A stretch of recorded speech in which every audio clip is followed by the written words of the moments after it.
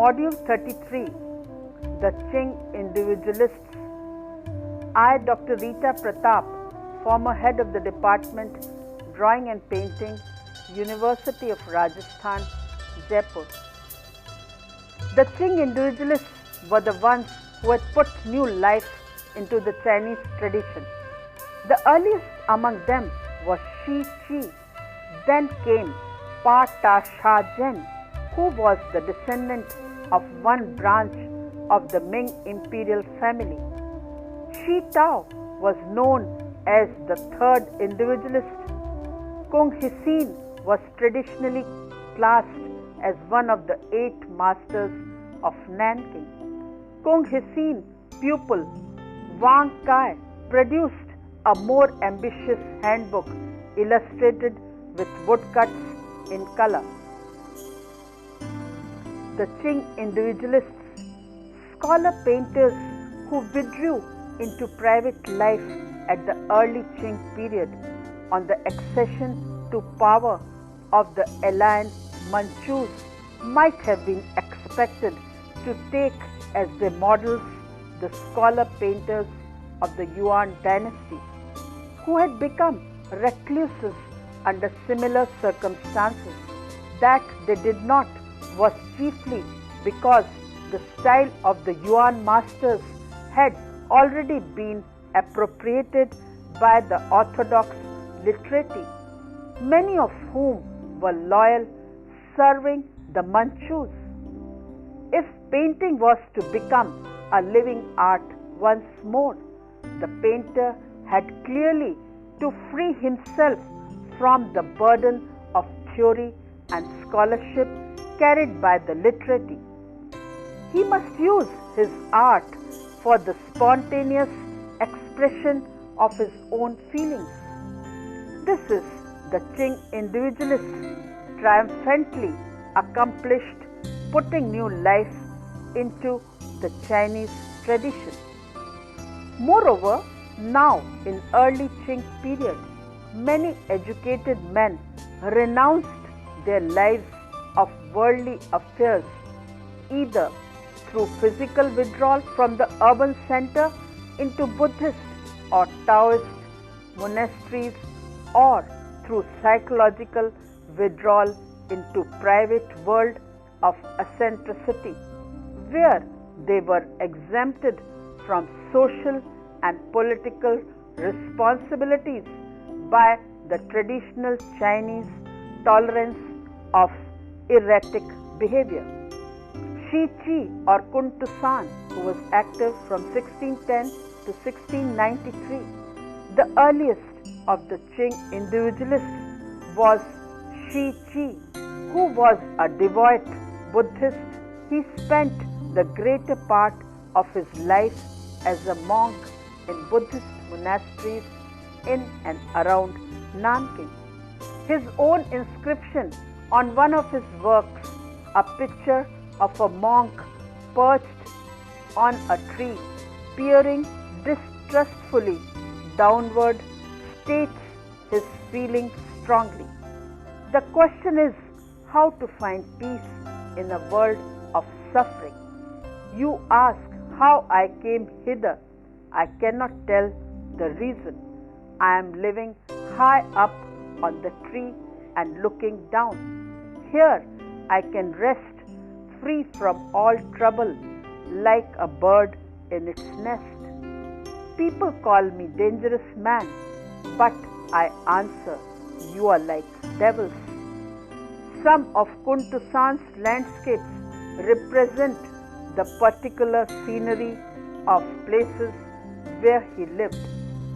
The subject of Kun Tusan's most famous composition is the Pao and Temple, dated to 1664, detailed from a hanging scroll, ink and colors on paper, and in the collection of the late Kachi Sumitomo, Ohio, Japan, which overlooked the Yangtze River near Nanking.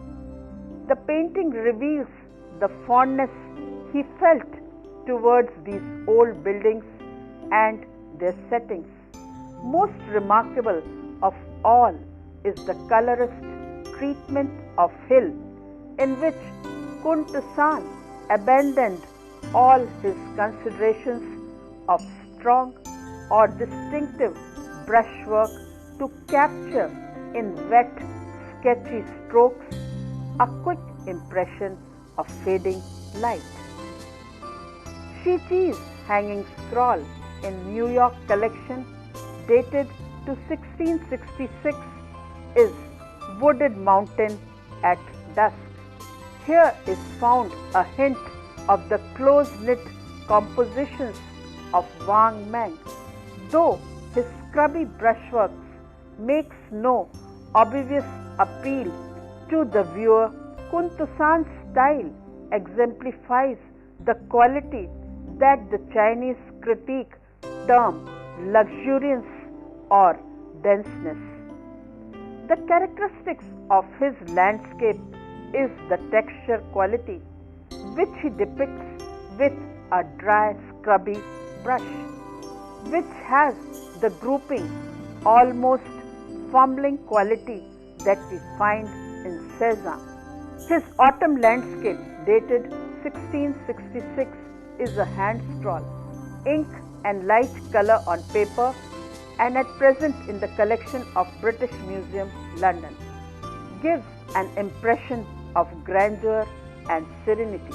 Pa Ta Shan Jen, active from 1625 to 1705. A very different type of expressionist was Chu Ta.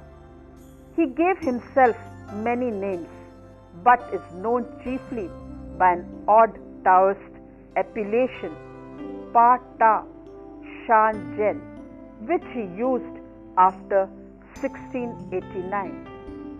Born in 1625, he was a descendant of one branch of the Ming imperial family. Upon the fall of the dynasty, when he was about 20, he became a Buddhist monk. It is said that on the death of his congenitally dumb father, he became dumb himself. Nevertheless, he loved company and drink and had many friends. Most of his paintings were done while he was drunk. People who wanted works by him piled him with wine until he was completely drunk. Fish Bird Rock by Pa Ta Shan Jen, dated to 1694. It is ink on paper, a hanging scroll, and at present in the collection of Rittberg Museum, Zurich. This picture shows the high degree of abstraction which Chu Ta was able to attain. The three pictorial building bricks step directly out of the surface with a few simple strokes and the application of brush dripping with ink. The artist created a picture simultaneously in the spirit of the Chan painting and the literature. The hovering fish shows characteristics of traditional painting. Water is not represented. Chu Ta is better known under his artist's name of Bada Shan Ren and the monk Hon Gren.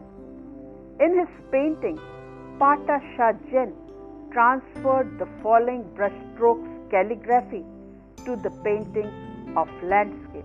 He painted them with just a few simple strokes, or it sometimes seems a single brushstroke. His style at once abstract and powerfully expressive. Majority of his works are characterized by generally brushed lines, dots or strokes running in all directions alongside and across each other, and also by lack of scale and perspective. According to the art historian Craig Clunas, Pa Ta's painting do not resemble anything produced by his predecessors. He found many imitators, however, particularly in the modern period. His works can often be interpreted as the silent protest against foreign rule. This can be seen, for example, in the recurring image of a lotus flower with a broken stem. Perhaps his peculiar genius is most evident in his swift album sketches, and moreover, Pata Shah Jain's works are swiftly sketched studies of flowers, angry little birds. Bird on a Rock, dated to 1694, is in Paris collection Dr. Jacques Lacan. Two birds in the collection of late Kenchi Sumitomo, Ohio, Japan. Bird and album leaf, dated to 17th century, ink on paper, and at present in the Museum of Far Eastern Art, are good examples. His another painting is Fish Darting Among Fish-like Rocks, is poised in empty space and drawn with fewest possible strokes in dark, rich ink. His small, lively creatures capture the very essence of living nature. Painting was for Pata Shah Jain a means of communication, and his use of it expressive but seldom truly fluent. His brush moves slowly, often with an odd twisting motion, which is to be observed especially when the stroke changes the direction. Where the stroke was made with a brush unevenly loaded with ink, marked variations in tone appear within it. Spots of ink are sometimes applied so wet that edges blur as the ink suffuses outward. At other points, the stroke is dry and scratchy. Through all this variety of brushwork runs a constant and very distinctive quality which prevent Pata Shah Jain's work from being confused with those of any other painters.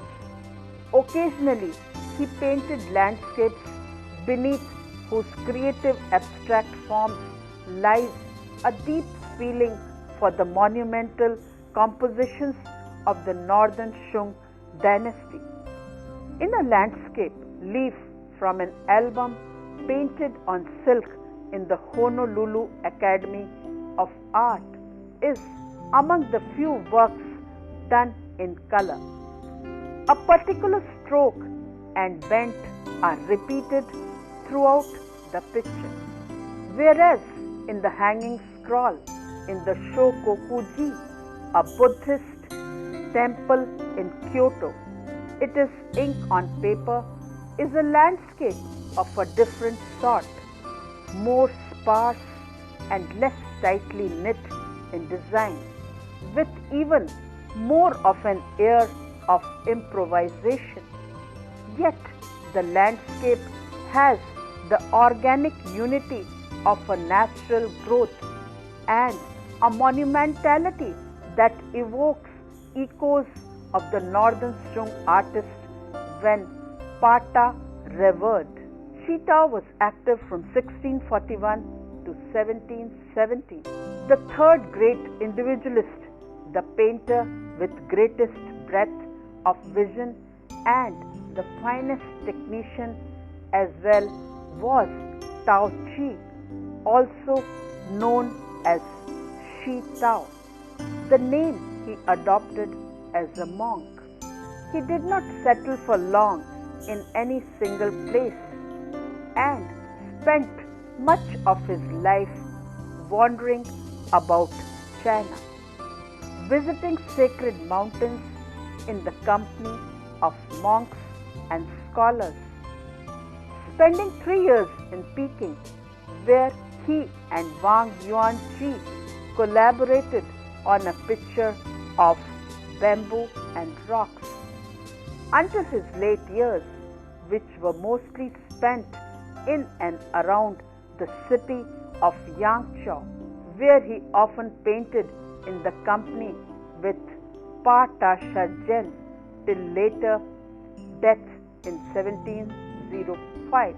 He followed the precepts of Puixi, absorbing sensory impressions from nature, but also trying to understand the hidden forces of heaven and earth.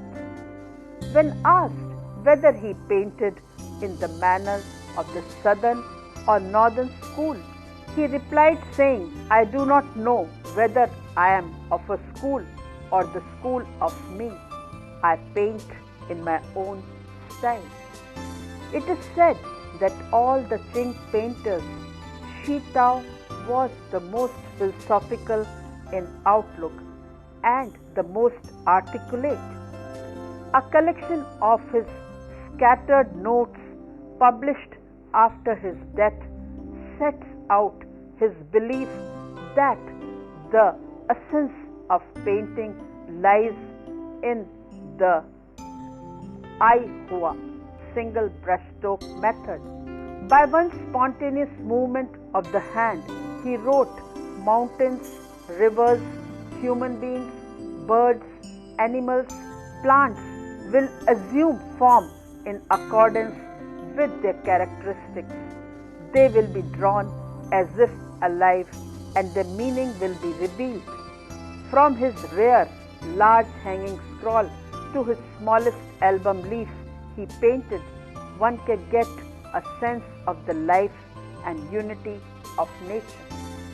Shi Tao, the great non-conformist artist, was also known as Daoji and Yuanji.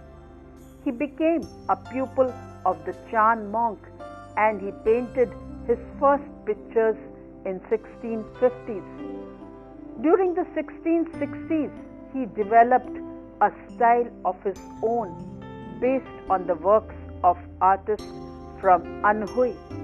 He was influenced in particular by the dry ink technique of Ni Tisan and the outline style by Mio of Li Longmian. In comparison to the orthodox literati artists, however, he never had the opportunity of seeing originals of the Yuan or Shung era.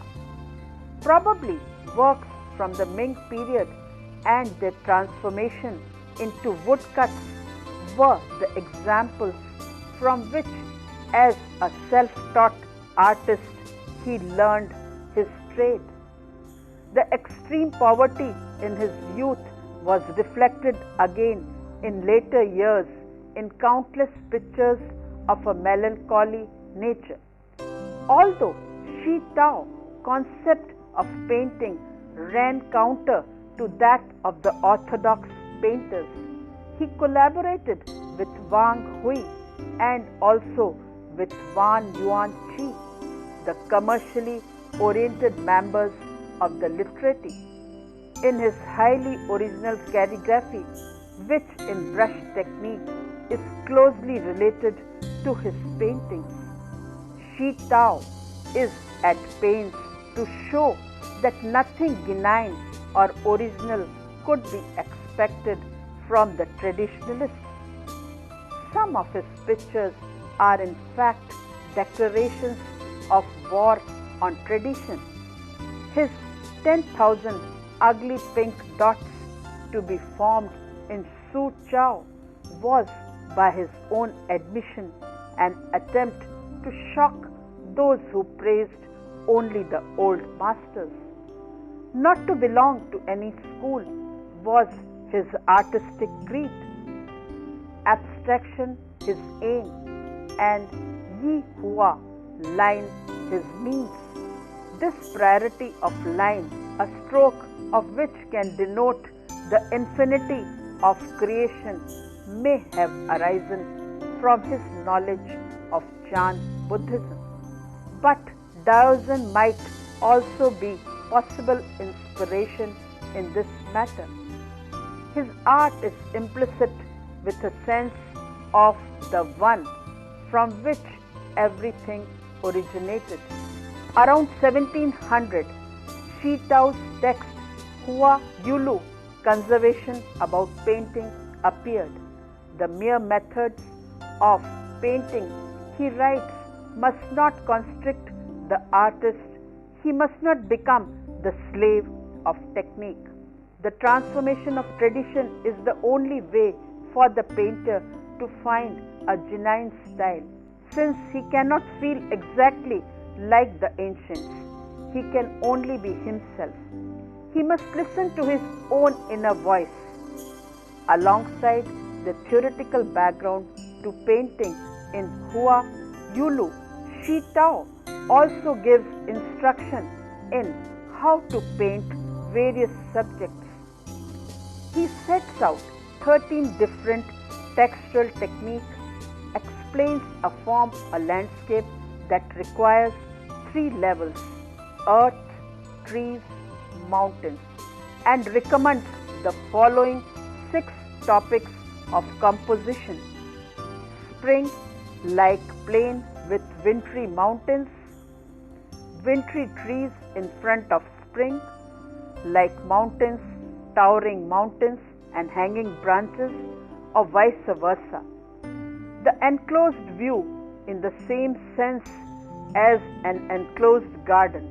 Shi Tao was also known for bold stone compositions in gardens, cut out scenery, and finally high steep mountains like those which one could imagine on the islands of immortals. An example is of a waterfall on the Han River by Shi Tao, dated to 1694. Ink and color on paper, it is a hanging scroll and at present in the National Gallery, Prague. According to the inscription, the picture is the impression of a journey. On the 21st day of the 7th month of the year 1694, Shi Tao passed by the Ping Mountains here. Reduced composition, powerful but concentrated strokes and economical accentuated colors show a scholar in front of a waterfall. Tension is created through the empty space and through the contrast of the high cascading waterfall and the horizontally composed pine trees. The pines and the waterfall oppose one another on one diagonal, the painter and the poem in the other.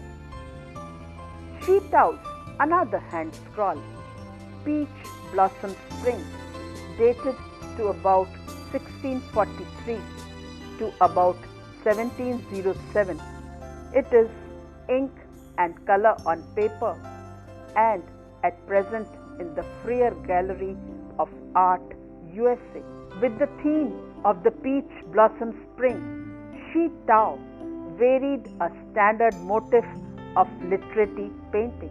The Ming literati immortalized the motif, especially Chu Ying's Tao Yuan Ming, the prose poem. Peach Blossom Spring tells the story of a fisherman who passes through a gap in the rocks into another heavenly world after traveling along the river bank with only peach trees growing on it. The inhabitants of that world live in peace and prosperity, never returning to the world on the other side of the mountains. They look after the fisherman well and ask him to keep their existence a secret. When the fisherman returns to his own world, he makes the way to the gap in the rock exactly, but when the perfect on the basis of his report, sends out a search party. There is no trace of a path to that heavenly world. In order to give expression to his feelings, he not only flouted all the rules but invented a new range of forms and techniques. An album leaf, Plantations After Rain, now in a private collection of China.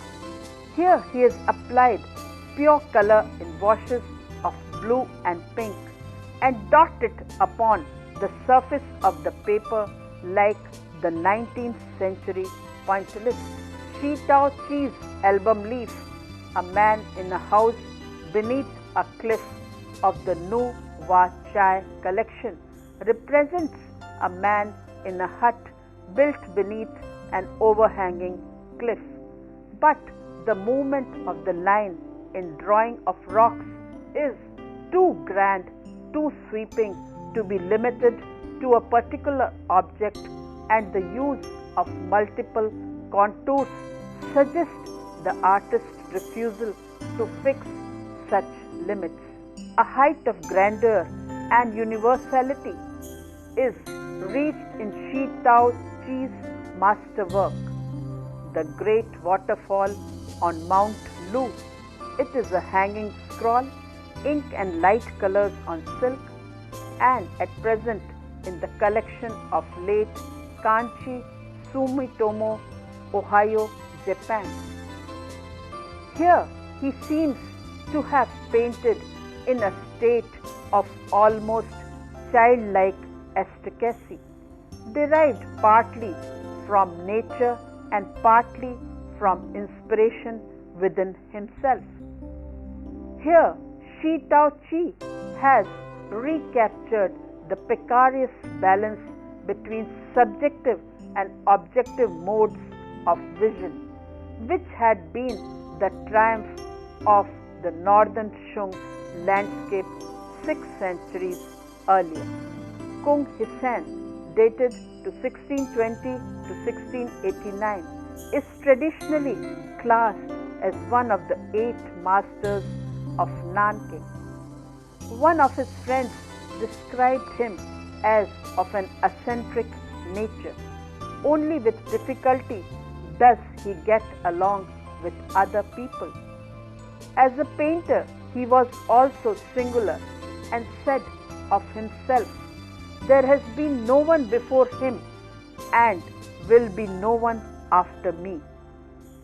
Trees in landscape.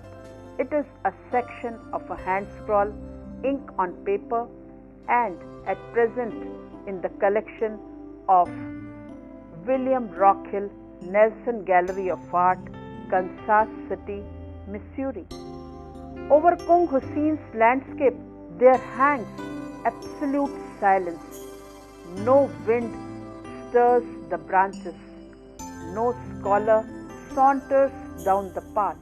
The stillness is partly an expression of Kung Hussein's brooding nature and partly the result of his working almost entirely in graded ink tones.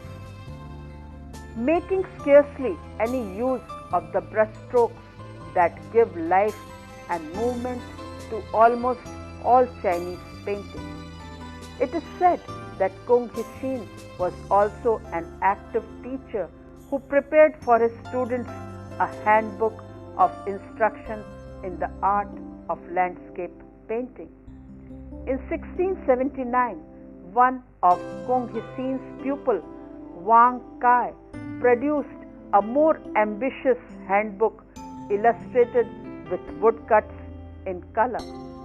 Thus, the painting manual of the mustard seed garden proved to be exactly what the growing army of amateur painters required. However, the mustard seed garden was by no means the first Chinese book with woodblock illustrations. Woodblocks had been in use since the Tang dynasty for printing and illustrating Buddhist scriptures. An example by anonymous painter Huayan with willow and vase. It is a woodblock print from Tung Huang belonging to Tang dynasty and at present in the collection of BM London.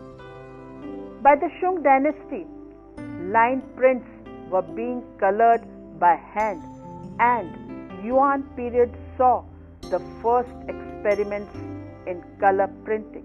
The treatise on the paintings and writings of the 10 Bamboo Studio, prepared by a group of Nanking painters between 1620 and 1630, show what success Chinese craftsmen had achieved their aim of making a color print resemble a watercolor painting. The painters of Anhui. During the Qing dynasty, the painters who worked in the province of Anhui, at least 4 of them deserve mention: He Xiu Yun Tusung, Hang Zhen, Cha Shi Pio, and the eccentric Mi Ching. Among these, the most gifted was Hang Zhen, who was active from 1610 to 1663. Born Chiang Tao, he took the Buddhist name Hang Zhen when he entered the monastery after the fall of the Ming dynasty. He absorbed the spirit of the Yuan master Mi Tisan rather than his technique. Rivers and mountains without end, dated to 1666. It is a section of a hand scroll, ink and light colors on paper, and at present in the collection of late Kanchi Sumitomo, Ohio, Japan. Zen here delineates and delimits sharply the objects in his landscapes, arranging them in orderly structures with fine lines of almost geometrical precision, yet achieving a breadth and serenity of mood that recall Huang Kung Wang. Thus he was admired and loved for the purity of his heart and mind, qualities revealed in all his painting. Kun Tusan was a fine landscape painter but also produced figure studies and plant paintings. His sources of inspiration were primarily the 4 masters of the Wang era, especially Wang Meng and Huang Gong Wang. Kun Tusan pictures are the expression of an intense experience of nature, not the mere representation of technical possibilities of the brush, the ink, or the colors. True, he mastered all these to perfection. Kun Tusan portrays landscapes atmospherically and in detail on the basis of sequence of seasons still preserved complete even if scattered around 3 museums. Kun Tusan's ability to represent the mood of landscape becomes clear: summer, autumn, and winter. The later dating from the year 1666 are shown here together for comparison. Spring, the 4th landscape, is to be found in the Cleveland Museum of Art, USA. The examples are summer, painted by Kun Tusan, ink color on paper, album leaf, and in SMBPK Berlin collection. This picture, like the other in the series, is provided with the inscription by the artist and bears 3 seals with the names Chi Kui, Shi Chi, and Kan Chi, 3 names regularly used by Kun Tusan. Autumn by Kun Tusan, ink and color on paper. It is an album leaf and at present in the British Museum, London. Winter by Kun Tusan, ink and color on paper. It is an album leaf and at present in the British Museum, London. In all the four landscapes, the painter shows a gentle landscape of hills, old trees, and a simple but in which a scholar is sitting. These four landscapes, dedicated to a friend, were originally conceived as album leaves, but are now mounted onto small hand scrolls. For each season, Kun Tusan depicts different weather conditions. A clear winter day contrasts with the hazy and sultry summer's day, for example. By wearing both the coloring and also the contrast between clear line and misty washes, all his landscapes are dense and unsettled.